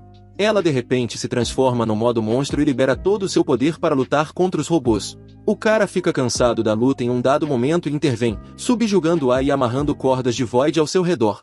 Algumas horas depois, Shu acorda e descobre que Inori desapareceu totalmente. Depois de amarrar as cordas de Void ao redor de Inori, o cara enfia a mão dentro do peito dela e retira seu Void. Sagai, que está por perto, grava todo o evento com seu celular e o guarda para a segurança. Em outro lugar, Haruka se infiltra na sala de armazenamento da instalação da GHQ, esperando encontrar sua filha revivida, Mana, lá. Infelizmente, encontra Kato, que a acusa de ser uma idealista que nunca desiste. Haruka aponta a arma para Kato e exige saber onde está seu filho, mas Kato não está com disposição para negociações. Ele pega sua própria arma e atira em Haruka. Logo do lado de fora da instalação, Shu aparece e se aproxima pelas costas de Arisa. Ele coloca uma arma contra suas costas e exige que ela lhe mostre Inori. Antes que ela possa dizer qualquer coisa, uma transmissão de emergência é enviada a ela e a todos os funcionários, declarando Haruka como uma traidora que roubou uma carga importante. Ao assistir à filmagem da sala de armazenamento, Sega abre bem os olhos e pede a Kato que o deixe ir atrás dela. Nesse meio tempo, Arisa pega um veículo emprestado e esconde Shu dentro dele, depois ordena que ele dirija até o local de Haruka para que ela finalmente possa encontrá-la. Haruka, por outro lado, chega à mansão Kunyon e descobre que o líder, avô de Arisa, já está morto. Ela encontra Karate, uma amiga antiga, e relembram bons momentos juntos. Após a conversa, ela entra no prédio e encontra outros membros da Undertaker lá. Depois de se acomodar, ela tem uma boa conversa com as pessoas ali e recorda os momentos maravilhosos que passou com Shu. Então, revela-se que Haruka não era realmente a mãe biológica de Shu, pois ela havia se casado novamente com seu pai, uma Kurozu. Sagai e sua equipe encontram e interrogam uma mulher sobre o esconderijo da Undertaker. Após confirmar suas suspeitas, ele organiza para que seu povo se disfarçasse de Mufti e pudesse enganar os homens do Undertaker e invadir seu território. Seus planos funcionam, pois os Undertakers caem na armadilha ao encontrarem Sega no meio dos seus homens, quando já era tarde demais, pois eles já haviam permitido a entrada. Sega ordena aos seus homens que abram fogo em todos dentro da sala e o caos começa. O Gumo protege Haruka com sua vida e garante que ela escape das garras mortais de Segai. Infelizmente, perde a vida no processo. Haruka se junta a Karate em sua bicicleta dupla, e ambas seguem em direção à última esperança com o genoma do vazio que Haruka roubou. Ayase, Sugumi e os outros membros dos Undertakers esperam que Argo e os outros Souls tragam notícias sobre a base de Ugumo. Quando eles retornam, trazem notícias ruins. Ugumo e os outros estão mortos. Nesse momento, Haruka chega e presta suas últimas homenagens ao herói caído, Ugumo. Outro ex-membro do grupo de rebeldes Undertaker encontra-se com Gai, e em seu novo esconderijo, ele envergonha Gai por ter escolhido o caminho mais baixo da vida, mas Gai parece não se importar com isso. O homem, então, sorri e promete derrotar Gai com toda a sua força até o cair da noite. Haruka e Ayase se encontram para falar sobre o genoma do vazio em sua posse. Haruka lhe diz que provavelmente Shu será o escolhido para usar essa droga quando o momento chegar. Durante sua conversa, Sagai e seus robôs de guerra descobrem a localização delas, em algum lugar na estrada, perto do esconderijo. Shu sai do carro de Arisa e segue direto para Gai e seu grupo. Argo e os outros membros do Undertaker se preparam para enfrentar Sagai e seus homens. Ayase, no entanto, implora Haruka que a deixe usar o genoma do vazio para derrotar Segai de uma vez por todas. Haruka se abaixa para pegar o genoma, mas Sega alcança e impede Ayase de fazer o que pretendia. Ele dispara o genoma das mãos de Haruka e promete pegá-lo para si mesmo. Ayase o distrai e se transporta até o genoma do vazio. Segai a segue, chuta-a para fora de sua cadeira de rodas e empurra o genoma para longe dela. Shu chega em seguida e encontra o genoma do vazio muito perto dele. Ele o pega e injeta a droga em seu sistema, apesar dos vários avisos e objeções de sua mãe e de outros. De repente, O corpo de Shu sofre uma transformação incrível, e ele se torna o novo rei da coroa culpada em questão de minutos. Shu adquire uma nova insígnia da coroa culpada em sua mão esquerda, materializa outra mão direita e empresta alguns vazios de seus antigos colegas, usando-os para derrubar todos os robôs de guerra de Segai. Sega se enfia dentro de um robô de guerra e o pilota para tentar derrotar Shu. Contudo, Shu alcança e corta as garras de Sega, o que acaba matando. Após lidar com Segai e seus robôs de guerra, o corpo de Shu começa a desenvolver câncer cristalino. Nesse momento, descobre-se que o vazio de Shu lhe permite absorver os lados negativos dos vazios de outras pessoas, incorporando-os a si mesmo. Guy recebe imediatamente a notícia sobre a revivificação de Shu, transmitida por Kato. Ele se recusa a considerar isso como algo especial e apenas foca em reviver Mana. Ele olha para cima e pergunta a Mana, que já está quase totalmente revivida, se está bem. Mana admite que Nori é uma mulher forte, mas que, no final das contas, é algo que ela pode lidar. E Aaru e os outros estudantes viajam de navio para outro local. Durante o trajeto, Guy libera uma nova mensagem de transmissão, e todos correm para ouvir o que o homem mais poderoso do mundo tem a dizer. Guy expressa sua decepção com a ONU por ter ido contra seus avisos e tentar invadir o Japão. Ele conclui que a ONU escolheu a morte em vez de sua própria sobrevivência. Assim, ele liberará todos os leucócitos sob seu comando contra todos eles. Porém, desta vez, permitirá que os cidadãos restantes do Japão decidam o destino da ONU. Após ouvir a mensagem, Karate e os outros remanescentes do grupo Queen se reúnem e pedem para que Shu lute ao lado deles. Argo fica curioso e pergunta aos outros o que Guy pretende fazer com todo o poder de fogo a seu dispor. Shebanji, o homem que se encontrou com Guy mais cedo, aparece e diz a eles que Guy está prestes a causar o quarto apocalipse no mundo inteiro. Ao ouvir isso, ele mostra aos outros o diário de Kurozu. Shu abre a boca surpreso, ao perceber que está a poucos metros de aprender todos os segredos de seu pai. Por outro lado, Kato narra a história entre si mesmo e o pai de Shu, Kurozu Tagai. Tudo começou há vários anos, na faculdade, quando a teoria da ressonância genômica de Kurozu ganhou destaque e ressoou bem com o único amigo de Kato, Kurozu. Um dia, quando Kato se apressava para dar a boa notícia a Kurozu, ele o encontra dormindo com uma linda estudante, Seiko. Meses depois, Seiko engravida de Mana, e, naquela época, Kurozu acaba se casando com ela e levando uma vida feliz por 5 anos. Em 2022, um meteorito contendo um cristal de ligação de aminoácidos cai na Terra. Kato e seu parceiro Kurozu se unem e passam o próximo ano analisando o cristal. Após vários testes, descobrem que o cristal está ligado a um vírus. Visto que Mana foi a primeira pessoa a entrar em contato com o cristal, ela foi nomeada como a Eva da Evolução. Um dia, ambos os cientistas receberam a visita de Data, que previu o futuro da humanidade. Ele contou-lhe sobre o apocalipse de Natal perdido e alertou Kurozu para que deixasse sua esposa atual dar à luz ao bebê dentro dela antes de morrer. Após o nascimento de Mana, Kurozu se fecha e impede qualquer conversa com Data. Kato, por sua vez, manteve contato estreito com Data e continuou em busca da solução para o mistério da evolução e da seleção natural.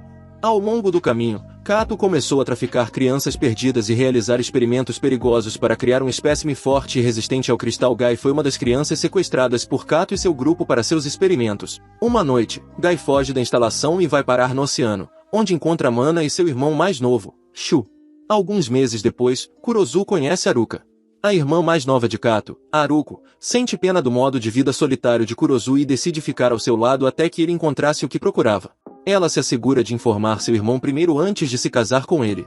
No seu primeiro ano como esposa de Kurozu, ela ajuda as crianças com suas coisas e garante estar ao lado delas. No entanto, alguns anos depois, em 2029, o inferno se soltou e o mundo foi mergulhado profundamente em um apocalipse. Momentos antes do desastre acontecer, Kato havia feito uma visita a Kurozu para falar sobre a impaciência da morte. Ele dá uma olhada no diário de Kuro e encontra algumas informações estranhas ali. Kurozu o pega fazendo isso e o questiona. Kato ameaça Kurozu, dizendo que ele deve lhe revelar a solução para o mistério da evolução ou enfrentará a morte. Kurozu mantém-se indiferente à situação e pede mais tempo. Kato, irritado por estar perdendo seu tempo, o derruba, pega sua arma e atira em Kurozu até matá-lo. Momentos depois, Mana libera seu poder e destrói Tóquio. No presente, Haruka termina uma ressonância magnética no corpo de Shu enquanto ele se troca. Haruka explica o quanto Guy tem manipulado Shu para coletar os vazios de outras pessoas, apenas para que ele possa reviver a maior parte do poder de Mana. Nesse momento, os helicópteros de ataque são abastecidos e preparados para a infiltração. Antes de sair, Shu vai para fora e planeja devolver os vazios aos outros. Justo antes de fazer isso, Yaaru e os outros intervêm, impedindo de arriscar sua vida só para agradar algumas pessoas. Shu verifica se todos estão realmente de acordo com ele usar seus vazios, e recebe a autorização de todos, incluindo Salda, com quem se reconcilia pela morte de Ari. Então, ele se levanta e parte com o exército para a última e maior batalha de toda a série. Enquanto isso, Guy relembra os primeiros momentos que teve depois de ser renascido neste mundo. Def, que estava com ele na época, lembra-lhe de seus papéis e deveres em criar um novo mundo de espécies evolutivas após o quarto apocalipse. Guy retorna ao presente e verifica Mana, que ainda está sendo revivida. Mana reclama novamente sobre a teimosia de Nori, mas logo diz a Guy que estará de volta em breve. Shu e seu grupo montam sua base perto do porto. Eles fazem uma exploração e encontram vários navios da ONU posicionados, esperando por algo acontecer. Eles se perguntam por que Guy nunca atacou nenhum deles, apesar de estarem mais próximos de sua base. Logo concluem que Guy deve ter mentido sobre os 256 leucócitos que disse ter em sua posse. De repente, a equipe se revigora com Shu e Shubanji. Agora, eles têm uma convicção ainda maior de derrotar Guy e seu povo. Todos se preparam para a maior batalha de suas vidas. Antes de sair da base, Shu se encontra com Ayase e pergunta se ela ficará bem com ele pegando emprestado seu vazio para a luta contra Guy. Ayase diz que está perfeitamente bem com isso, desde que ele devolve uma peça. Em seguida, a ONU e sua frota se aproximam da base de Guy e ameaçam derrubá-lo se ele não se render. Guy, por sua vez, suspira e empresta os poderes de vazio de Def e duas outras pessoas, usando-os para destruir toda a frota aérea e cerca de 87% das forças da ONU. Enquanto isso, Dario e seu grupo se preparam para enfrentar seus inimigos. Dario verifica seu robô de guerra mais uma vez antes de partir para enfrentar seu maior inimigo. Ayase e Shu, por sua vez, começam a guerra pela sobrevivência do mundo, enviando um disfarce do vazio de Tsugumi para testar a linha de frente. Dario e sua equipe caem na isca e atiram no disfarce, mas quando descobrem, já é tarde, pois eles já revelaram sua localização. Tsugumi invade os sistemas de Guy e desliga remotamente os robôs de guerra. Shu, por sua vez, infiltra-se na base através do porão subterrâneo. Quando entram, eles se separam, com Shu indo sozinho para procurar e resgatar Inori. Faltando poucos minutos para Mana ser totalmente revivida, Guy permite que Inori se despeça antes de ser desligada para sempre. Inori agradece a Guy por ter lhe dado a vida e deseja que ele possa expiar seus pecados. Guy pergunta a ela sobre Shu e os sentimentos que ela tem por ele. Inori diz que a razão pela qual se apaixonou por Shu é porque ele é simplesmente humano demais para ser real. Ele cometeu erros, se recuperou deles e se tornou mais forte a cada adversidade. Guy fica surpreso ao ouvir isso. Enquanto o cristal engole Inori, ele lhe faz uma última pergunta. Quem é Shu? Nesse momento, as memórias de Inori já haviam desaparecido. Ela começa a cantar uma música que apenas Shu pode ouvir. Felizmente, ela consegue transmitir sua mensagem, e Shu segue o som de sua voz, eventualmente a encontrando. Ele se reúne com sua equipe e segue até a sala de comando central, apenas para encontrar Def quieto lá, esperando por eles. Argo e os outros tentam atacar Def, mas ele rapidamente cuida de todos. Em seguida, ele separa a sala para isolar-se com Shu antes de lutar. Def pergunta a Shu apenas uma coisa. Agora que Shu despertou seu poder de rei, ele é considerado tão forte quanto Guy. Como enviado da evolução e da seleção natural, Def pergunta a Shu se ele realmente planeja renascer o mundo após o quarto apocalipse. Naturalmente, Shu se recusa a fazer tal coisa, o que desaponta Def. Como resultado, ele decide tirar o título de rei de Shu. Para isso, ele empresta vazios de seus subordinados e os usa para lutar contra Shu. Shu, por sua vez, pega os vazios que obteve de seu grupo e ataca Def. Dario também se vinga de Tsugumi por destruir seu orgulho naquele momento, durante a luta. Def acusa Shu de ter sacrificado tudo o que tinha por alguém como Inori, o que afeta Shu de uma forma nada boa, fazendo com que ele fique ainda mais irritado e parta para o ataque. Def, com tudo que tem, também retorna os ataques com a mesma potência, mas Shu eventualmente o derruba momentos antes de desaparecer. Ele desafia Shu a derrotar Guy e Mana, enquanto Mana engole Inori em um cristal e Inori derrama uma última lágrima, e essa lágrima se transforma em uma pequena flor cristalina que floresce ligeiramente. Mana é completamente revivida, enquanto enfrenta seu novo caminho na vida, na véspera da próxima espécie evolutiva dos humanos. Guy diz a Shu para abandonar qualquer plano de resgatar Inori, pois já é tarde demais para isso. Enquanto isso, Dario decide ir com tudo para derrubar os Undertakers. Tsugumi tenta manter seus hacks funcionando. Mais uma vez, o capanga de Guy, Keto Kenji, está no outro lado, contra-atacando todos os hacks de Tsugumi. Enquanto isso, Mana desce de sua câmara de revivificação e cumprimenta seu irmão mais novo, Shu, e sua pessoa, Triton. Ela diz a Shu quão difícil foi para ela se reviver e retornar à vida nessa forma. Ela também menciona a teimosia de Inori e a chama de monstro. Shu fica muito irritado e se afasta depois de lhe dizer que ela é a verdadeira monstro, não Inori. Mana fica muito irritada e chama Shu de cruel por falar com ela dessa forma, como se fosse uma santa. Guy sabe muito bem o que acontecerá se as coisas saírem de controle, então ele intervém e pede a mana para deixar o resto com ele. Ele então retira o vazio de mana e começa o ritual do quarto apocalipse em todo o mundo, desta vez não apenas no Japão. Mana se levanta e começa sua própria canção para trazer o maior apocalipse ao mundo inteiro. O mundo sente os efeitos da música em questão de minutos. De repente, a escala de ressonância genômica sai do gráfico e pessoas ao redor do mundo começam a se transformar em cristais cancerígenos. Shu pega as tesouras de Yaro para lutar contra Guy. Daryl, por sua vez, se injeta com um genoma do vazio para ficar forte o suficiente para derrotar os Undertakers. E Daryl realmente derruba alguns dos Undertakers. As coisas pioram à medida que o remédio genômico começa a devorar seu corpo. Haruka, por outro lado, encontra seu irmão olhando para uma tela e ameaça acabar com sua vida ali mesmo com uma arma, por tudo que ele causou a ela e ao filho dela, Kato, que parece ter desejado a morte há muito tempo. Ele sucumbe às ameaças de Haruka e se rende à morte. Tsugumi, por outro lado, luta para manter seus hacks funcionando enquanto todo o seu sistema começa a apresentar falhas. Argo diz a ela para continuar enquanto ele encontra quieto. Shu acaba sendo derrotado por Guy, justamente quando estava prestes a ceder ao desespero. Ele olha para a flor da lágrima de Nori que ele viu antes e vê uma aparição de Nori, que lhe diz para não desistir. Ele retira o poder da flor e o usa para contrabalançar os poderes de mana. Shubanji pega quieto e o derruba antes que ele destrua totalmente seus sistemas. Então, a voz de Nori começa a ecoar por toda a base de Guy e Shu se levanta mais forte do que nunca para derrotá-lo. Guy também se recusa a recuar e avança em direção a Shu para derrotá-lo. Shu pega o corpo de Nori e persegue Guy até que o alcança e o golpeia. De repente, o corpo de mana se desintegra em cristais e Nori é restaurada. Kato também se infecta com o cristal cancerígeno e morre. Guy, por sua vez, finalmente consegue sorrir momentos antes de sua vida acabar. Antes de morrer, ele mostra a Shu como seria o mundo se o quarto apocalipse tivesse sido concluído. Ele então menciona a Shu que sempre teve medo de ser escolhido, pois seu maior desejo era ficar com Mana para sempre, mesmo depois que ela perdeu a vida no último Natal. Def e os outros na organização de seleção natural nunca permitiram que ela morresse em paz, por isso ele decidiu ser o demônio e forçar Shu a matá-lo junto com Mana, para que pudessem evitar a reencarnação novamente. Com lágrimas no rosto, Guy abraça Mana e desaparece no vazio com ela. Shu fica ali, parado, olhando para o espaço. E Nori se aproxima dele, com os cristais cancerígenos por todo o seu corpo, e o abraça, propondo que façam o maior sacrifício de todos, sem pensar duas vezes. Shu ergue as mãos e começa a absorver todos os cristais cancerígenos das pessoas que foram infectadas. A esperança de repente se renova entre os Undertakers, pois agora eles têm uma chance melhor de derrotar os inimigos. Daryl é salvo da morte certa e recebe uma segunda chance na vida antes de morrer. E Nori decide se sacrificar para salvar o mundo inteiro, conforme seu destino. Ela absorve todos os cristais cancerígenos e desaparece com as tristezas de todos. Shu permanece ali e permite que o edifício inteiro desabe sobre ele. Felizmente, Argo chegou a tempo de salvá-lo. Alguns anos depois da tentativa do quarto apocalipse, Yaro Ayase, Tsugumi, Salda e outros alunos se reúnem para celebrar o aniversário dos caídos. Nos momentos finais da série, Shu senta-se em um banco ao ar livre e finalmente sente o cheiro do ar, à procura de qualquer vestígio de Nori, seu primeiro e último amor.